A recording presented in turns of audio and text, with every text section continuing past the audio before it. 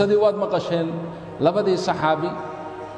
ee ka soo noqday ghazwa maca rasuulillaahi sala allahu calayh wasalam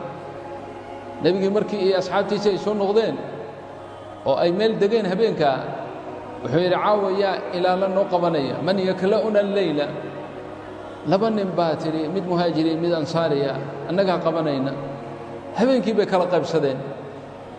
midkii habeenka qaybtiisa hore qaatay kii kale ee walaalkiisa wuxuu yidhi iska seexo anaa markaa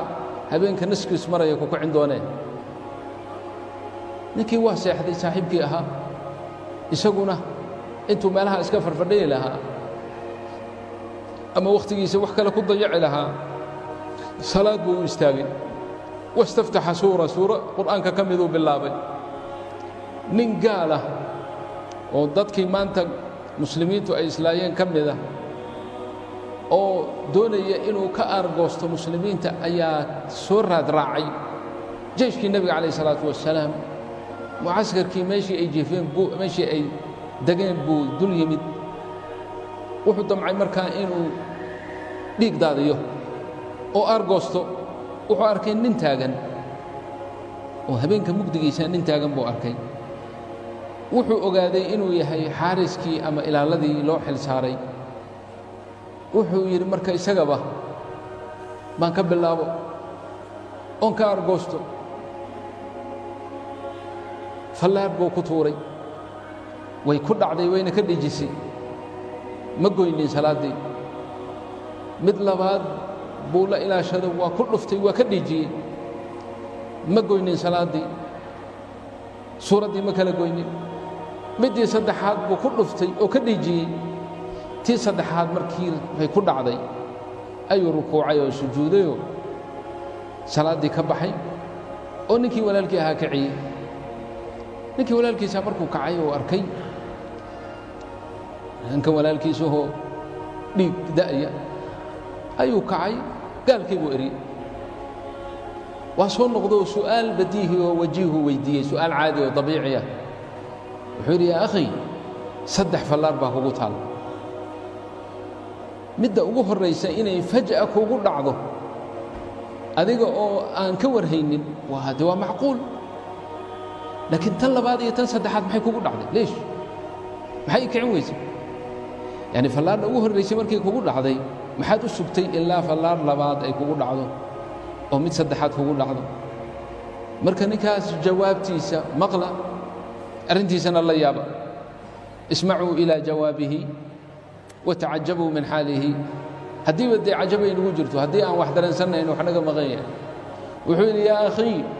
kuntu aqra'u suuratan min kitaab illaah suurad kitaabka ilaahay aan akhrinayay fakarihtu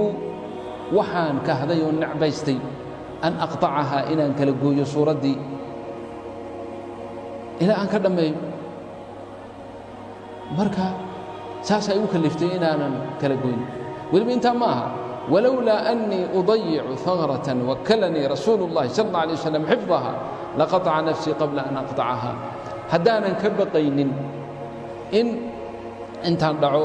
ama suuxo ama dhinto ninkaas gaalka ah oo muslimiinta waxyeeleeyo oo sida aan ku noqdo nin dayacay oo lumiyey mas-uuliyaddii la saaray taadaanan ka baqayn naftayduu goyn lahaa inta aynan suuradda kala go'in yani ma kala joojiyeen boqol fallaar hadduu igu dhufto xataa waa hadihi hiya alxalaawa markaasaan waxaan dhahaa haddaba zamankan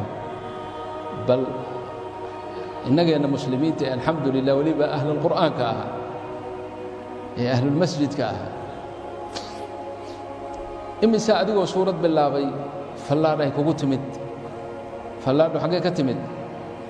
hada almobayl waynu iphone ay galaxy wa min ayi shayطaani hayruha imisaa fallaadhi kugu timid ma kala goysay suuraddii mise maya is'al nafsak bal isweydii in badan adoo kitaabka ilaahay kala furay oo suurad bilaabay telefoon fallaar isa naftarkiisu waa la fallaar moogta fallaar buu soo ganay fallaardaa uu soo ganay ma kala goysay suuraddii haa in badan baad yeeshay faqaarin baynaka wa bayna hada aلصaxaabi macaanka uu helayey iyo macaanka adiga kaa maqan bal halkaas lu fiiri